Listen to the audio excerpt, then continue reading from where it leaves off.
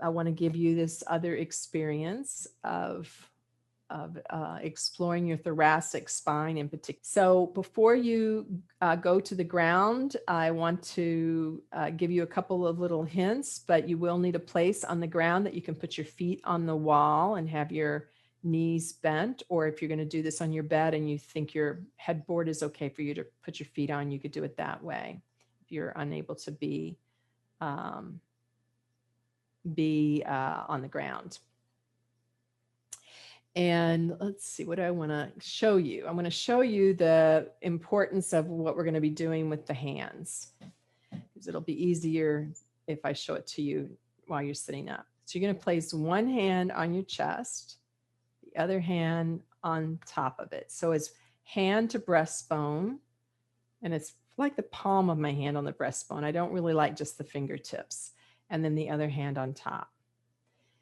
Now, the elbows, if you're comfortable, the elbows will be more out to the side than down here. If this is when you're lying on your back and you're like, oh, no, I can't do that, Cynthia, then don't do it, right? Do what you can do. For those of you that are able to be more out, it will give you a little clear connection, because we're creating a steering column, our own steering wheel. So you can see here from elbow to elbow, right? It's like as if we've welded something here. And then we're going to take and press both hands a little bit into the breastbone. So there's a little clearer connection. And then we're going to turn the breastbone with our hands, which means one elbow will go up and one will come down, or one elbow will come up and one will come down. Now, we don't want to do that by raising the shoulder. So it's really this action of the hands on the chest that drives that sense, okay, that drives that sense. Now, actually, a small movement is even better. A small movement is even better. You might need to do a large movement in the beginning to feel, but a small movement is better. Now, even that movement, you can see if I take down one of my hands here, the ribs on the side where the elbow is dropped, they're a little more compressed. The ribs on the side where the elbow is up in the air, they're a little longer. They're a little more open. This is what we're going to be exploring. Okay. So as you like, go ahead and come down to the ground. Take your time. For those of you who are able to easily reset your cameras to do that.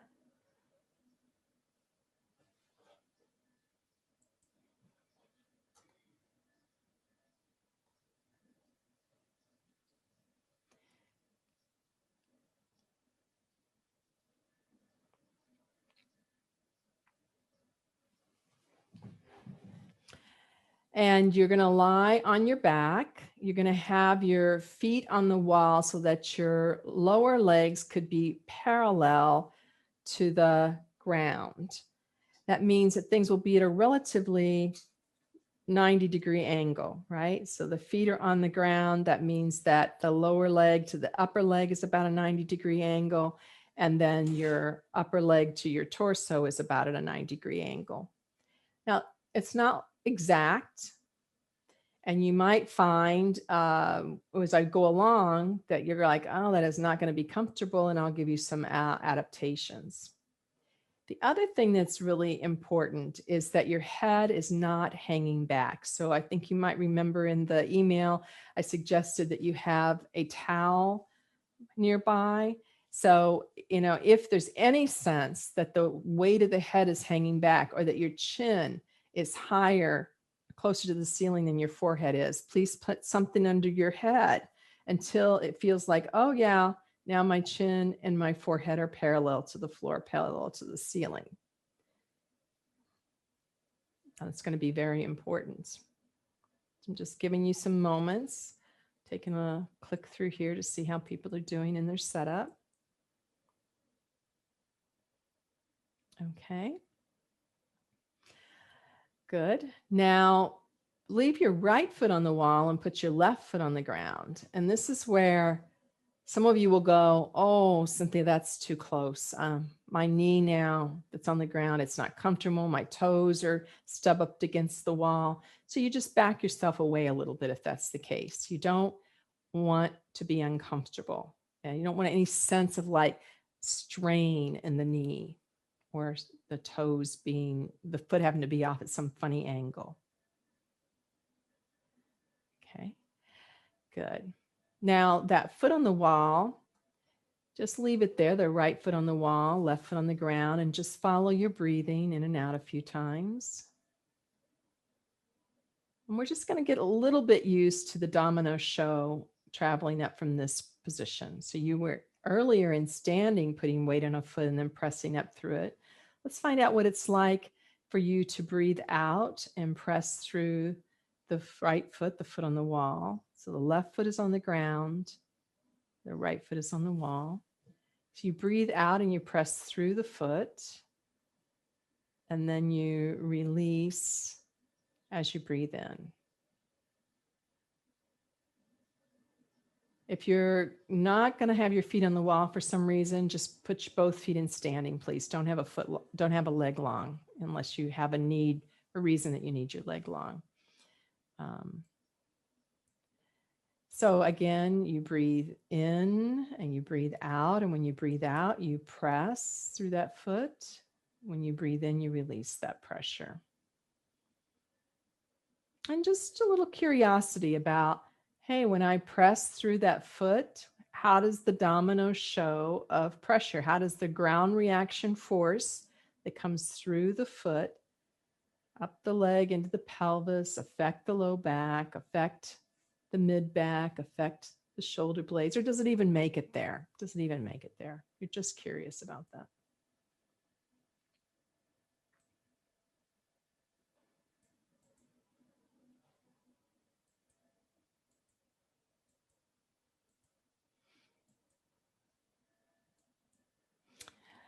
Now pause with that when you're ready. Bring your left foot back up to the wall. And then put your right foot on the ground. Now this is a different knee, a different side for you. So maybe when you put your right foot on the ground, you need to be further away from the wall than when you did with the left. You're allowed to make adjustments for your comfort. It's important to make adjustments for your comfort. Just for a moment, follow your breath as it flows in and it flows out. Get a sense of your natural breathing rhythm. Next time that when you breathe out, you'll press through the foot on the wall. And when you breathe in, you release that pressure. And maybe you lose track of the breathing right away. It's okay. No worries. All things improve over time with experimentation and attention. That's what a class is for. And then after you think, well, maybe I sort of can follow that rhythm. I think maybe I might get it. You could start to track how the ground reaction force comes through the rest of your body and changes.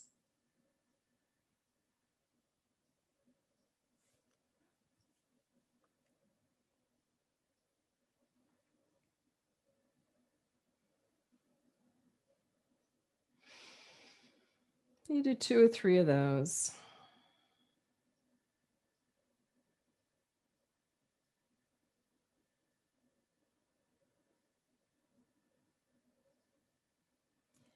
And then when you're ready, let that go and bring your foot to the ground. And just pause with both feet and standing, feet flat on the ground.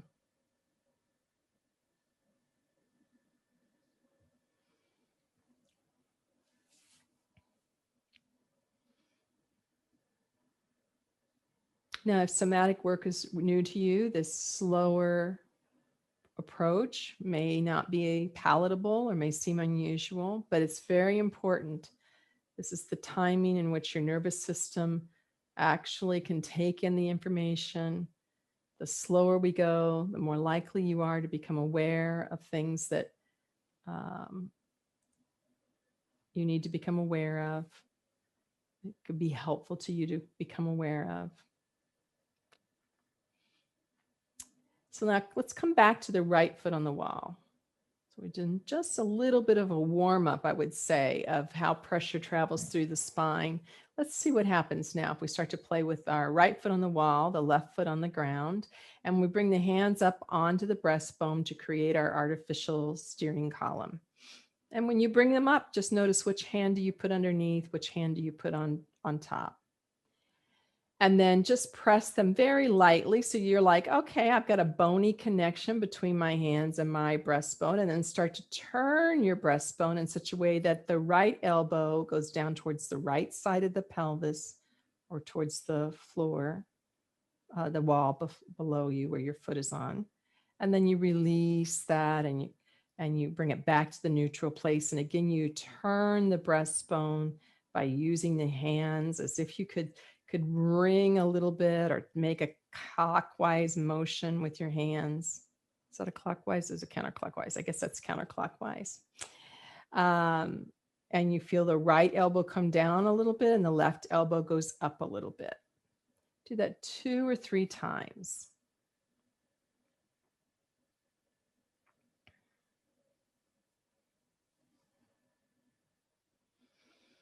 And then the next time that your right elbow is down and your left elbow is up, can you stay there?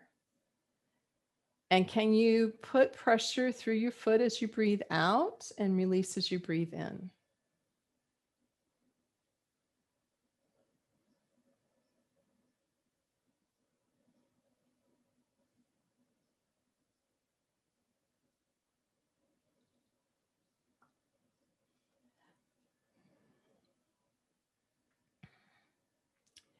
And then let the pressure of the hands go. Let your foot come down. And just pause for a moment. Now, if at any time you feel that you're uncomfortable, you can turn onto your side.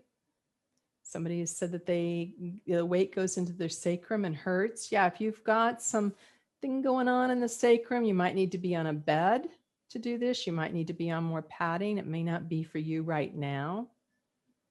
It may not be for you right now. It doesn't mean it won't be for you in the future, but it may not be for you right now.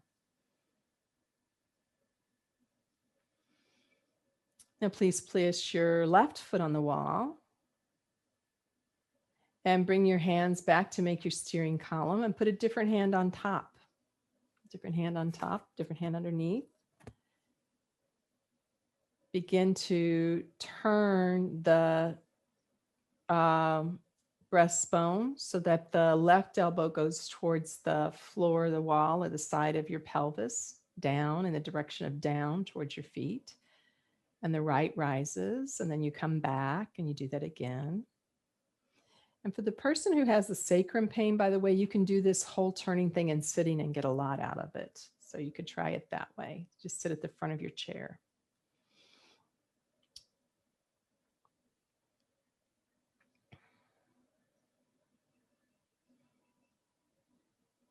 So you do it 2 or 3 times until you go, hey, it turns out I kind of do think maybe I feel what she's talking about, like that the ribs are getting closer together on one side and they're elongating on the other side. Just to be curious about that. And the next time that your left elbow is down and the right is up, so notice that the ribs are long on the right side right now and they're short, compressed on the left side. Stay there, follow your breath. Press through the left foot as you breathe out and release as you breathe in.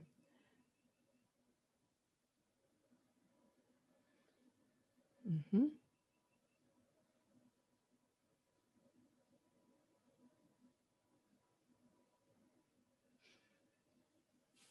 You exhale as you press, you release as you inhale. Okay, and let that go and let your arms come down, let your feet come down to rest. Just rest your hands beside you. Just for a moment, just feel how the breath flows in and flows out. And what parts of yourself are affected by the inhale? What parts of yourself are moved by the inhale? Excuse me. I'm Facebook friends with many of you, and I bought a bunch of peonies. They're making me sneeze. I love the beauty of them, but they're making me sneeze more than usual.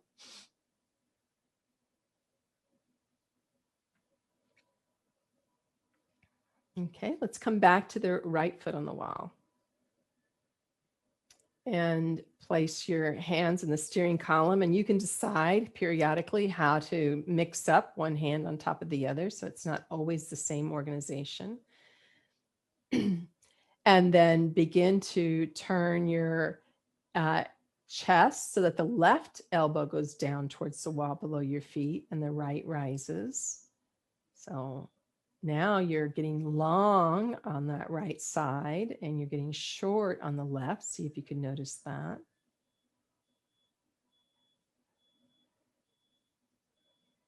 And do that 2 or 3 times. And it can be a small movement. And now start to notice what happens with your head. Does your head automatically want to roll or turn? Could it stay more in the middle? Could it stay more in the middle? For some of you, it'll be an easy answer. For others, it'll be like, no, my head, something in my head has to move.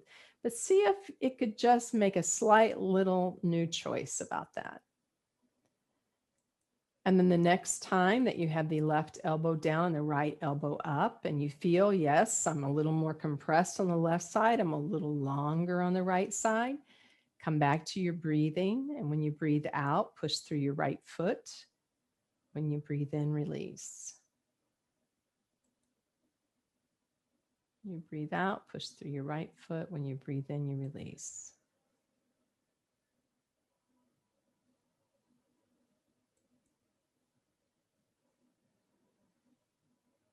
Okay. Bring your foot, your arms back to neutral. Bring your arms down, bring your foot down. Pause.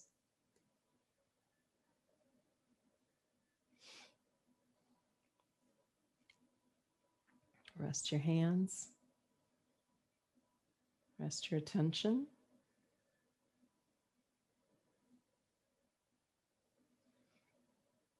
So we're gradually exploring different patterns that are necessary for walking.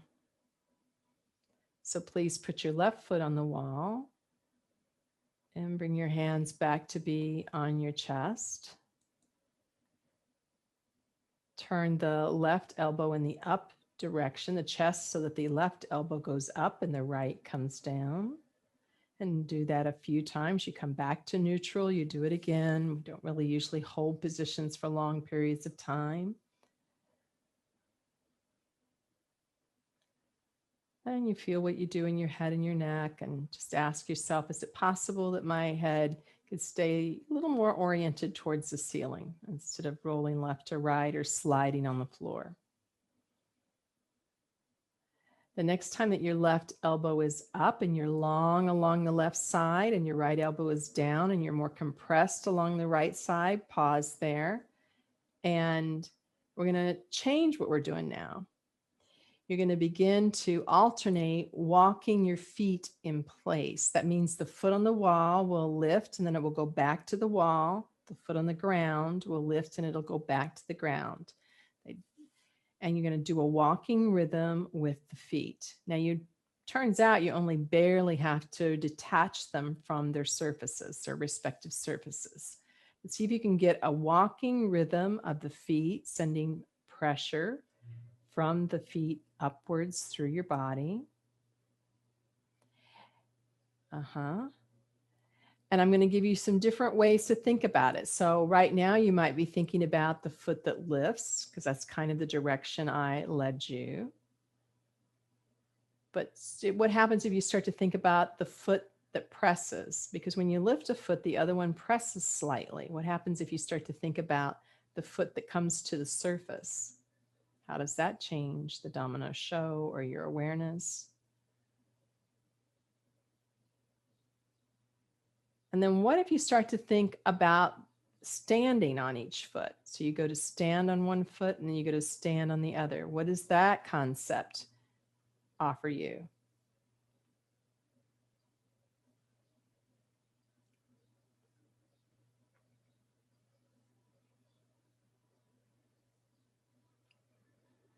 Good.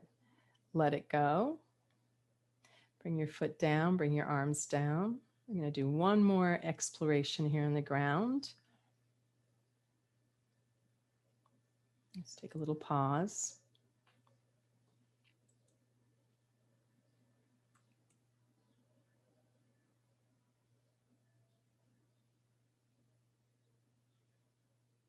When you're ready, please put your right foot on the wall. Create your steering column.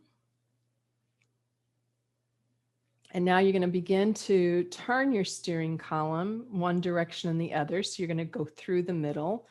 One time the right elbow is going down while the left goes up, and the next time the left is going down while the right goes up. So you keep going back and forth, like as if you were, making a kind of a 180 turn with a steering wheel.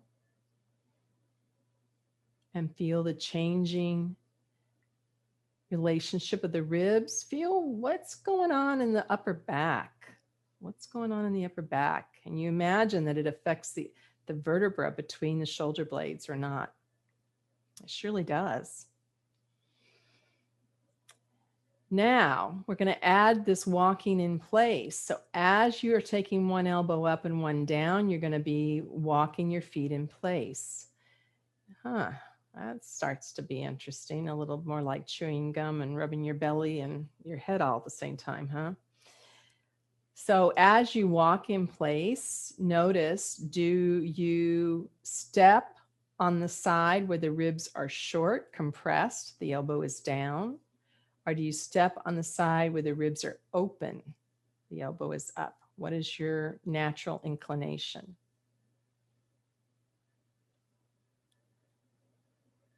And when you think you know what your inclination is, kind of stop yourself in mid stride, have one foot in the air, notice which elbow is up or down, and then change the elbows without changing the feet and see if you can do the opposite organization. Now you'll be walking in place the opposite way. So if you were stepping on the short side, you'll be stepping on the long side. If before you were stepping on the long side, you'll now be stepping on the short side. See if you can try the other thing.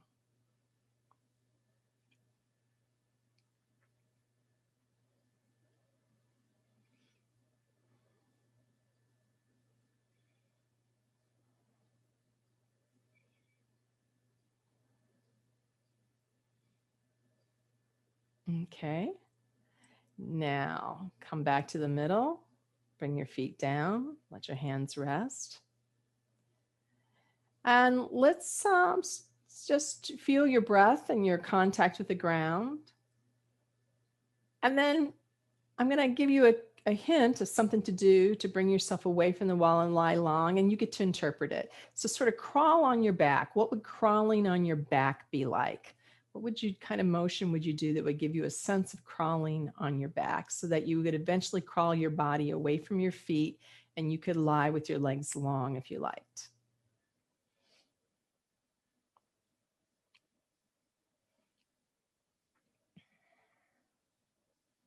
So you can figure it out. Some of you, well, I'd say there's probably just about as many different versions as there are people here, but there are at least 5 versions that I see, and it's fine. Whatever you chose is fine. And then just lie with yourself stretched out for a moment if that's comfortable for you. If it's not comfortable for you and you want to have your feet stay in the standing position, that's always an option.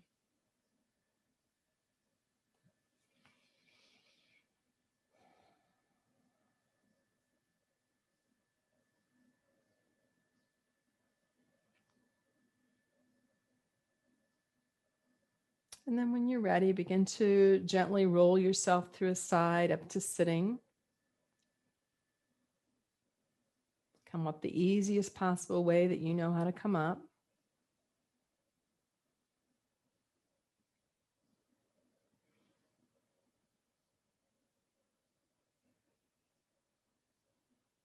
And then when you're ready, bring yourself up to stand. So one of the things we learn in Bones for Life, by the way, is how to get up and down from the floor, but that's another time.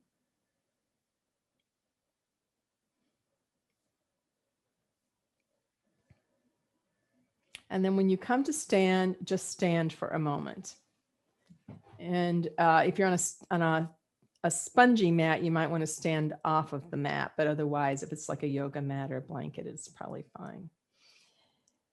Just stand for a moment and remember where we started in the beginning. We started with where's the weight in the feet? So where is the weight in your feet right now? And how has that changed from earlier?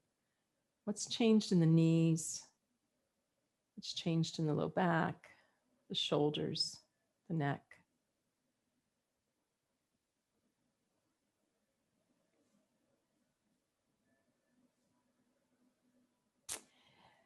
And now bring your hands up to form your steering column.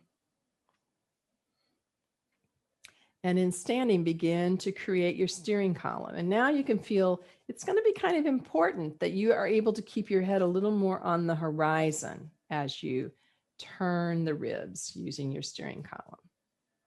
Because if you let your head fall way over one side and the other, it's going to make it more difficult with your balance. Now start to step in place.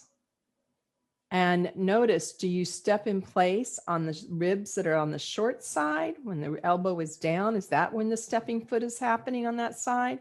Or are you using the opposite side? You're stepping on the long side when the elbow is up. What's your natural inclination here? And once you think you've discovered that inclination, stop in mid stride somewhere or mid elbow and change over the elbows and maybe start walking the other way. So now if you were walking on the long side, you'll walk on the short side. If you're walking on the short side, stepping on the short side, you'll step on the long side.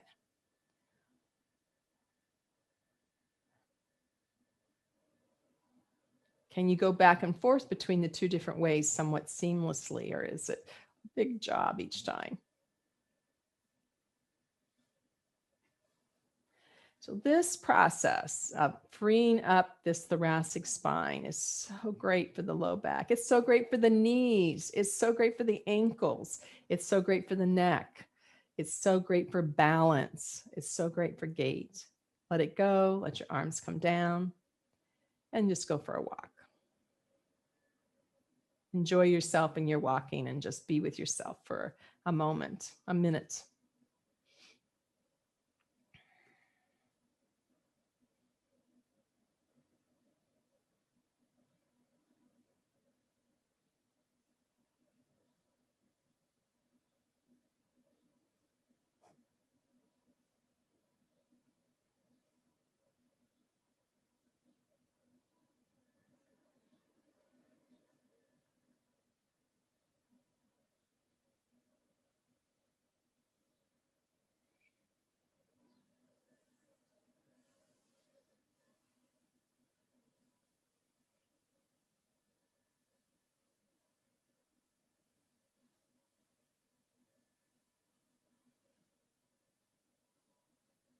Okay, so when you're ready to come back, we'll start with some comments about your experience with this and your questions about this.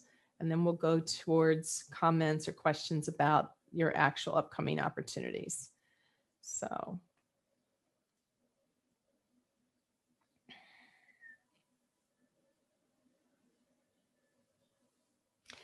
the person who had the problem with the sacrum said that she was actually on a bed. You know, I have to say, I just assumed you were on the floor.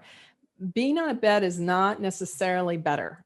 So I would, before you would decide that it was the whole movement process, I would do some of it in sitting, get good at it in sitting, or good at parts of it in sitting. Like it's not all so new to you. Then I would just go check out. You might find that on a floor, it will be a very different experience for your sacrum because beds have strange gives sometimes. Depends on how firm the bed is. Yeah, so you raise your virtual hand. You raise your virtual hand if you like to ask questions or comments or try to understand what we've been doing today, either from the beginning when we're bouncing on heels or during the alignment or now turning the ribs. We'll take your comments.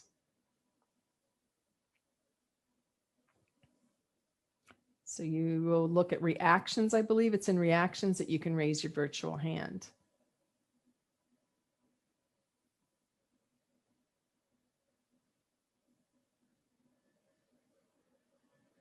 No, nobody? People are thinking hard, thinking hard. Okay, Kate.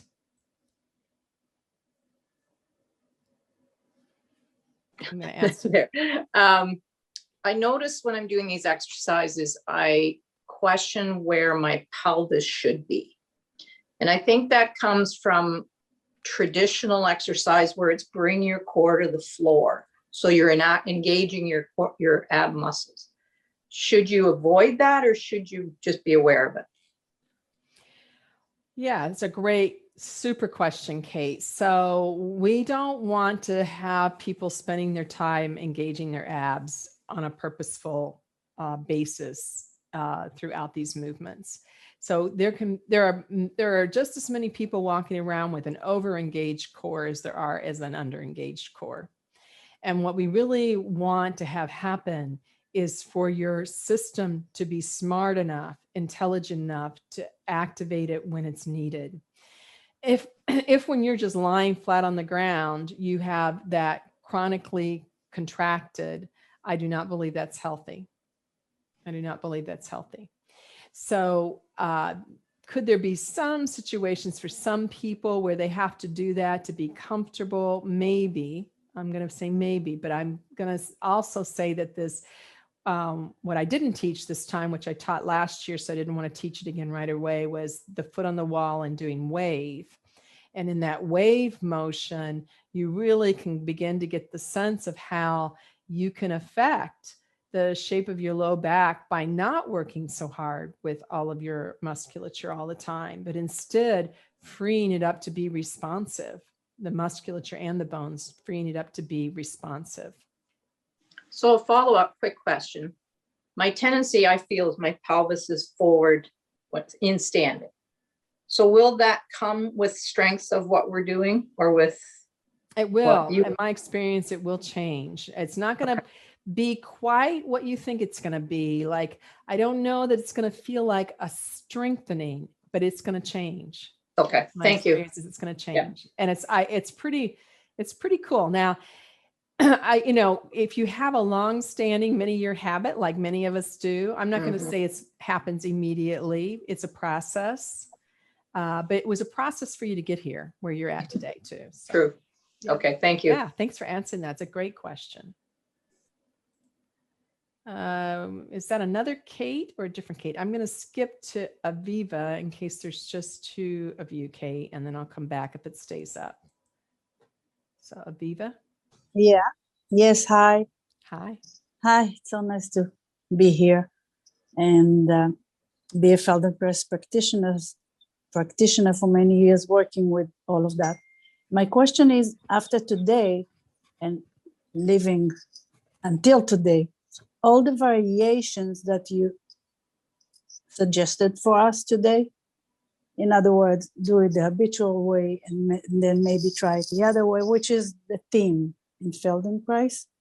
But a lot of the variations feel great for me.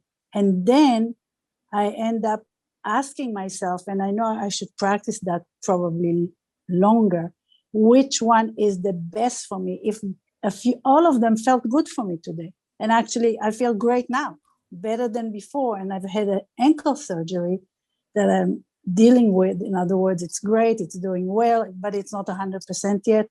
So this felt better today too. So what do I do? What is there a person to do?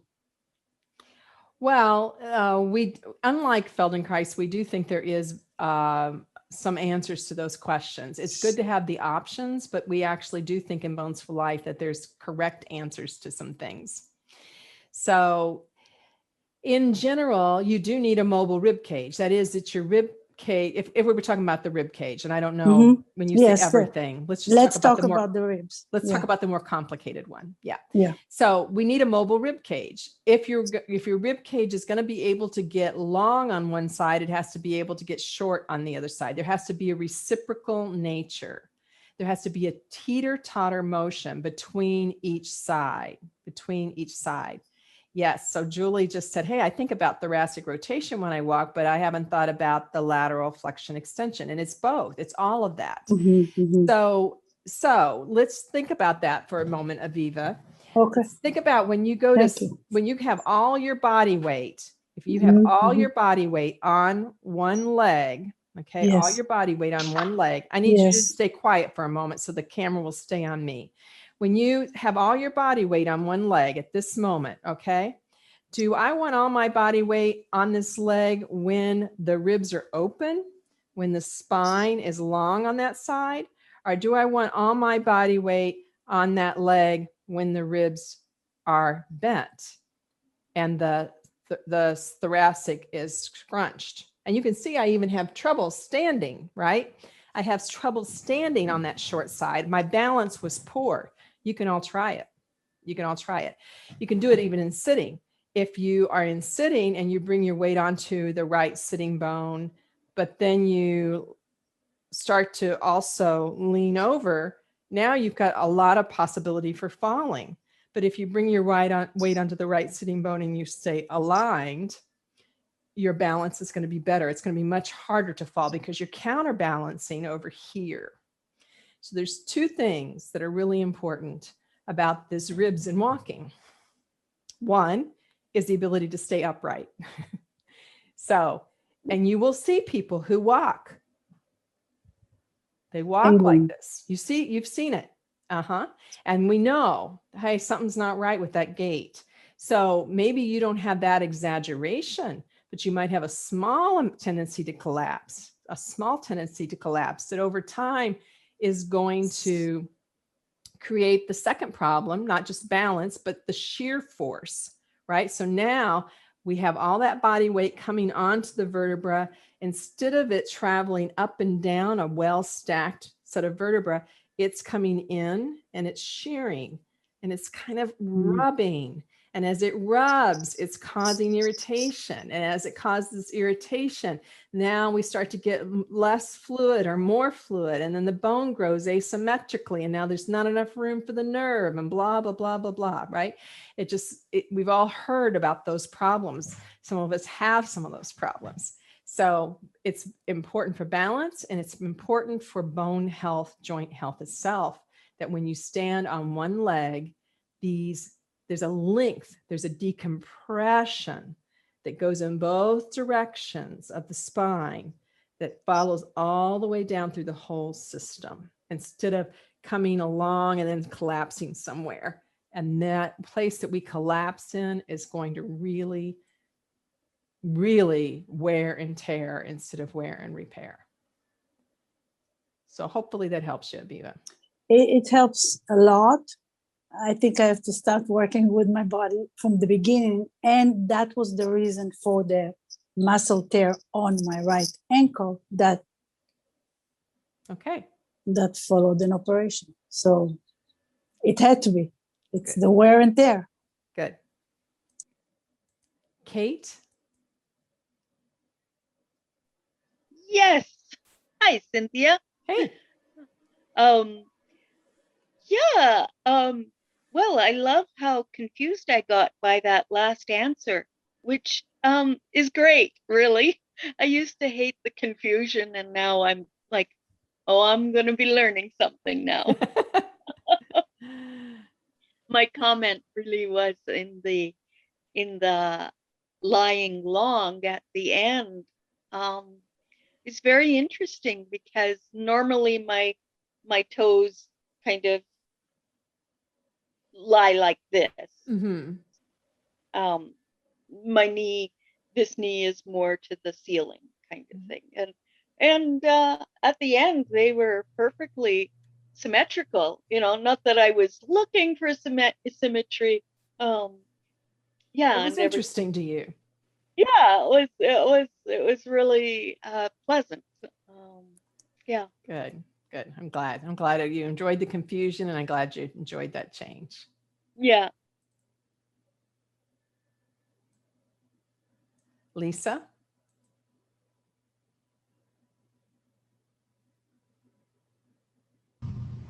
Hi, Cynthia. Hi. So I am a newly minted yoga teacher, starting in the career in my later part of life. So it's been very, very exciting for me. Um, at the same time, I've been introduced to Feldenkrais and whatnot through my Rolfing person, and it's really just captivated me. Now I'm starting this new career, if you will, or new life path, and I can only see possibilities on how to use this with my students. And it is incredible to me because one of the things all through yoga that we learn is to really be cognizant of keeping that spinal curve, and the idea of allowing it, and maybe I didn't understand that correctly, but that it fluctuates, and that we should be allowing our body to use it in different manners, is really not something we were trained in. Hmm. And so to me, that's very fascinating, and I can feel the change in my own body, and how to bring that awareness to people is really starting to kind of mingle at the back of my mind. Mm-hmm. So Well, I think one of the things, I think one of the differences, you know, I don't want to speak as if I know yoga, because I know very little of it in comparison. But I think one of the things that's different is that, you know, you can build a lot of strength and you can build a lot of flexibility with yoga, but that's not what we're going to be doing in Bones for Life. What we're going to be doing in Bones for Life is building functional movement. Functional movement.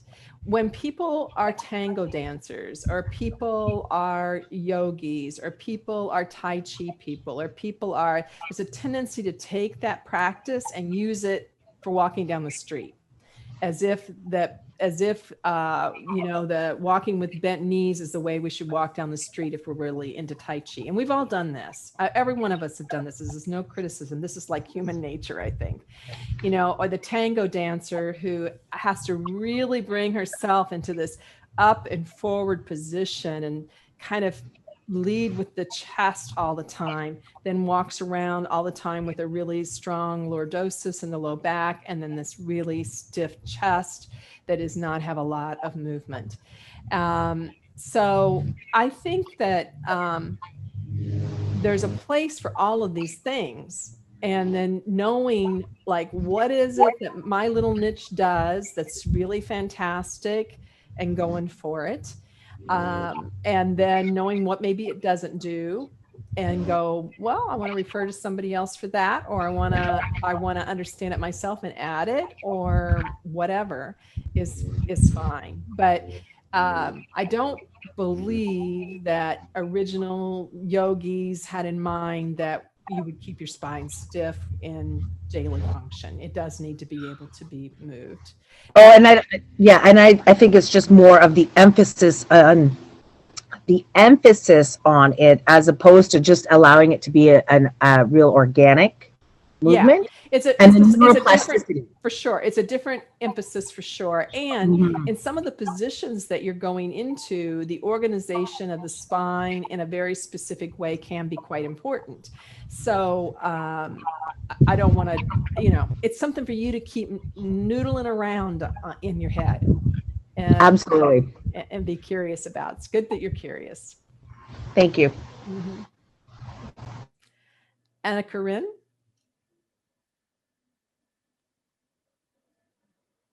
I mean, Anna Corinne in my lifetime, I don't think I ever thought I'd say the name Anna Corinne or Bergman. I like that. Anna Corinne Bergman together. That's so wonderful sounding for me, coming from novels and actresses, actors. You ready? Yeah, thank you very much.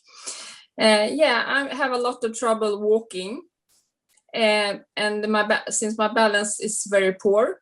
And I was curious because when you were talking about that we need to have flexible ribs, I'm falling to the left all the time, but I have the collapse on the right. So I was just a little curious about what you can say about it. Did something happen for you? Did you have an injury or? Yeah, I have several whiplash injuries, so I'm trying to rehabilitate myself with some Feldenkrais, but it's really difficult. So I'm doing just a little small portion of each lesson, and very few lessons yet. So Yeah. Yeah. So when you're, I think it's very important not to give you too many ideas about how you're walking, because you're doing the best that you can do right now with the situation that you have, and that will improve as some of the compensatory holding around these multiple whiplash injuries starts to go away. I do find that for people with whiplash, that there's two things that I really like for them. One is I do like hands-on functional integration Feldenkrais work for them. And the other is I do like Bones for Life as their own process.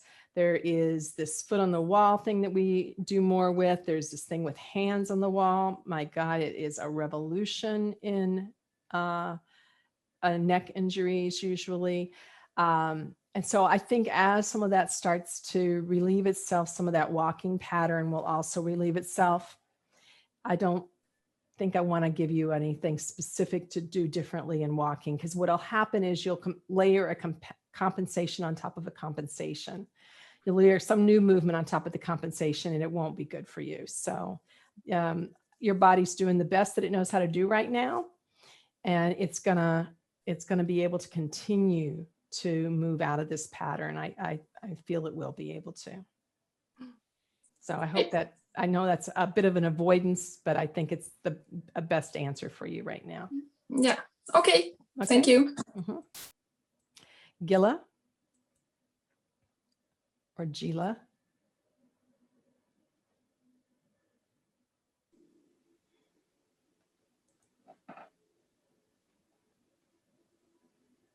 I'll go to Joyce. So come back to Gila or Gila. Joyce? Yeah, okay. I'm sorry. It's okay. Okay, hold it just a second. I got both of you somehow at the same time. So I'll start with Gila right now. Is it Gila or Gila? Gila. Gila. Okay, Gila. Thank you.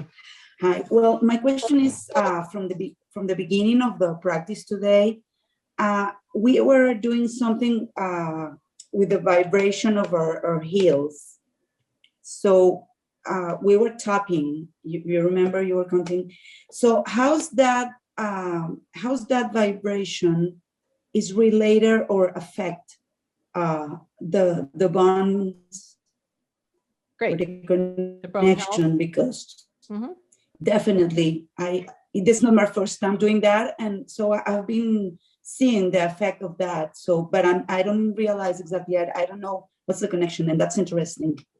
Yeah, good. So we know from studies that low intensity vibration is the primary way that bone health is built against gravity. Low intensity vibration against gravity is the primary way that bone health is built. Now, we can hypothesize that this is a little like when you start to do a partial squat and you feel like your muscles are kind of jittery around that when you are against gravity, the muscles, create some kind of stress around the bones that help them to be strong. But it's probably more than that. Like they're now looking at bones as part of the endocrine system, part of the emotional system. So bones are kind of more complex than that. But there was a lot of research done on low intensity vibration. So 1 G force or less is low intensity vibration. And when you're doing this light little tapping, bouncing on heels, you're sending pressure up through the bones. You are vibrating the bone structure. So it is our hypothesis in Bones for Life that this is going to make a big difference for bone health. We do not have research that supports that we can positively affect osteoporosis. There's not a lot of research out there particularly for postmenopausal women that shows that they can consistently positively affect osteoporosis outside of the medications. Most exercise programs that have been studied, when you repeat the studies, you don't get the same results. So there's a lot of I don't want to call it guesswork. I would say it's more like educated guesses that because when we're young, we know that exercise activity, weight bearing activity improves bone health, that's what we have put our kind of our money down on outside of medication in the medical model. However, to go with that in the Bones for Life perception, not only this bouncing in heels, which you can do many times a day, right? It doesn't something you have to have a big amount of time available to do. You can do it, fairly quickly, several times a day, and ask your bones, call to your bones, invoke a health in your bones. But we also have this piece that is not looked at in most works, which is alignment. So like, for example, physicians will tell a woman to go get a weight vest and start wearing it. Now, they don't look at all to see whether this woman has anything else going on other than they say, go get a weight vest and start walking. So what we're doing here is really training you in this dynamic postural alignment that will allow that vibration of the ground force, or you're bouncing on heels or wearing a weight vest, all of that, but that movement, that vibration to travel through you in a way that the bones get the message. So when I talked earlier about alignment, it's such a big deal because when pressure comes through on a poorly aligned joint, it means part of the joint is going to be strong, part of it's not going to be as strong, because bones develop because of the right amount of pressure. Bones are healthy because of primarily because of the right amount of pressure. Although there's a lot of other reasons that can happen with bones, but in terms of generally the majority of the population, it's the right amount of pressure at the right time of life. So that's puberty up to age 30, actually. So the right amount of pressure, the right time of life. So if we can improve that alignment so that the call to bone health through pressure going up and down through the system is cleaner, the conduction is cleaner, the stacking is better, you're going to have a better call for bone health. You're also going to have better balance. And of course, we know that, one of the ways to prevent some types of fractures is to not fall. You can hear me now? Yes. Okay, great. Joyce. Hi, Cynthia. In relation to Feldenkrais, how does Bones for Life compare in terms of neurological and brain connections and health? I think they're both quite good. I mean, Bones for Life is I would call it a narrower, deeper work around, posture and uprightness. But I think that neurologically, they can both be used quite well with someone with neurological challenges. I find myself when I'm working with clients with neurological challenges going back and forth, and there's so many bite-sized things in Bones for Life that you can use to work with people that are really lovely. And just like even this bouncing on heels in a chair for people with neurological issues can be really fantastic.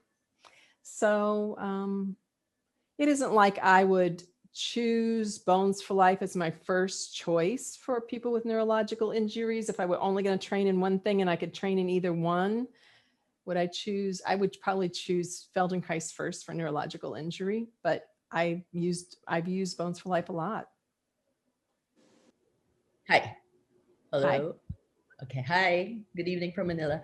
Cynthia, interesting what you were talking about, the tapping and sorry, yeah. Let me just grab my notes because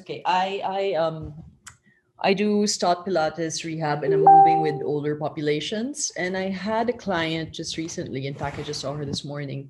She is in fantastic shape. She's 70 years old.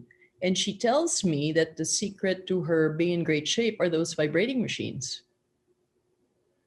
And so in fact, she's been trying to convince her daughter to do it. And her daughter is 30 something. She had her very late, like a menopause baby. And the daughter's in not great shape because she has two little kids, the usual, you don't have time for yourself. But the mom is in fantastic shape. I asked her if she has osteoporosis, if she's on medication, taking, the injections for calcium. And she says no. And she's perfect. So she's doing even like a lot of the advanced stot work. Uh-huh. Yeah. So while you were talking, I was reading up on it, and Mayo Clinic said there are studies on all this vibration and how it helps, like the whole. Yeah, there is so the research comes out of Clinton Rubin's research started with NASA when he was putting turkeys on vibration plates. And I can do whole lectures on this. I think it's really important to know that there's a lot of people misusing that research. They've come up with a bajillion different types of variations of I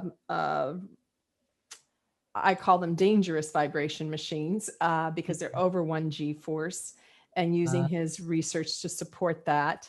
There's really only 2 vibration machines that I'm aware of that are within the low G force range and actually on the vertical, and one is Juvent and the other one is Live, LIV-MD, which is the one that I recommend is Live, LIV-MD.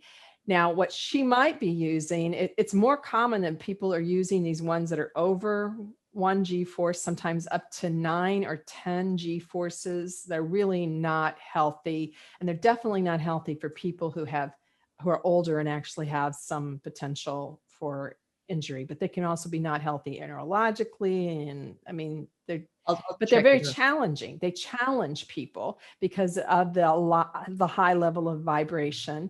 And they also sometimes have plates that move in different directions and et cetera for balance challenge. So it's hard to know what she's using. And she sent you the small one because she could even send it over to her daughter's house. It doesn't have the thing that you have to hold on to. Yeah. The old style before had the belt and everything. Yeah, I just need to say a little bit more about, because people are going to people love gadgets.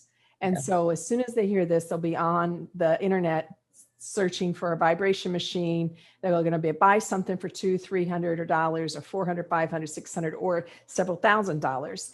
And it happens very quickly when we mention gadgets. So I am a big fan of low intensity vibration machines, but I am a big fan specifically of the LIV-MD by Merodyne. I think it's the one that is the best connected to Clinton Rubin's research. I had nice experiences with it myself. Yeah, that's great. That's interesting. I'm glad for her. Thank you. And I'll look into that. I'll also do my research and look up the author you were talking about. So So Catherine also said, with regards to the curves of the spine, I have a few thoughts to share. I think it's a frequently occurring view that people need to maintain the curves in their back. And to a certain extent they do, because the curves are part of our design. But there's also a common view that we should not flatten or straighten out the curves. Yeah, I mean, we want the natural curves that should occur in your spine. If you hadn't already been doing a lot of funky things in your life and kind of develop some tendencies to not align in specific areas as you need it. So there's nothing wrong with having a curve in your low back. You should have one. There's nothing wrong with having a curve in your neck. You should have one. But we want it to be a continuous. We don't want one vertebra to be a little bit more stressed in pressure than others. And those curves should change according to what you're doing. It's not that you should always have the same level of in curve. Sometimes you can have an out curve depending on what you're doing. So all those things matter. Okay, so thank you, everybody. I think that's all the questions. Okay, thanks, everybody. I appreciate your being with me and speaking Bones for Life with me today, and look forward to seeing you again. Bye-bye. Yeah, thank you. Healthy and strong. I like that.